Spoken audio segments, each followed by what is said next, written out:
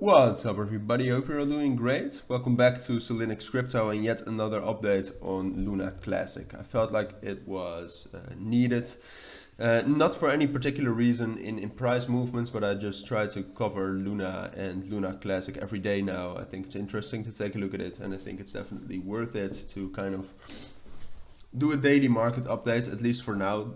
It's still very trending, obviously in the Luna Classic community it is. So yeah, that's what we'll be doing. If you're new to this channel, we're just going to take a look at the price, some of the news behind it.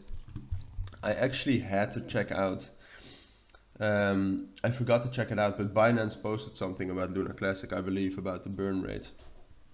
Haven't checked it out yet. But I mean, there's no huge fundamentals, at least no huge bullish fundamentals around Luna Classic right now.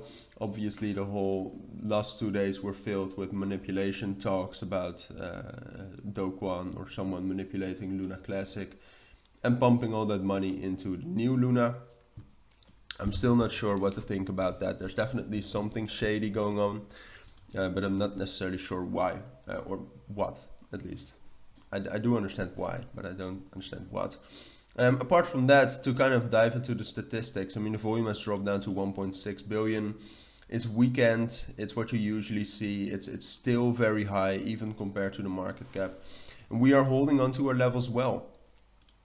All right, that's also what I said yesterday in the analysis. We're probably consolidating on top of this 40,000 level for a while now. And it's even fine if we drop down a little bit lower. I mean, there's a lot of great support under us at 37, at 35,000.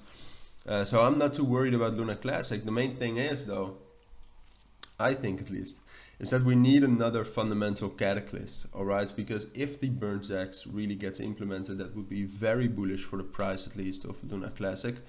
But it needs to be implemented, obviously. And even though the volume has dropped down, that doesn't really change anything regarding the burn tax. With this volume and the burn tax, we can still burn through a lot of volume, and we can actually get higher prices than this, at least, way higher. So that's definitely still coming, but for now, what it just seems like to me is that we have this resistance level at 50,000.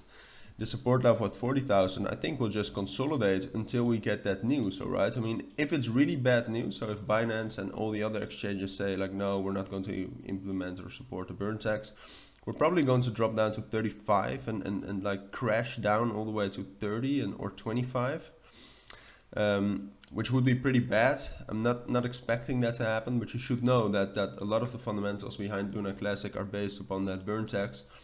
If it becomes clear that that burn tax is not going to happen at a lot of exchanges, I mean, KuCoin, for example, has already accepted it. It's probably going to dive at least down to 30,000, all right? But what I expect and what I think is a more likely scenario is that we'll just consolidate, as I said, between 50 and 40,000, and that somewhere down the line, when we get more bullish fundamentals, we'll get a breakout. And the level to break out above is this level right here at 53, 54,000, let's just say 55,000. If we can break above 55,000, we immediately go up to 65. All right, and that is my price target. I think something like this is the most likely scenario, but as I said, and I do want to stress that, this consolidation could actually take a heck of a lot longer, all right? This could go on for days. So you should be prepared for that.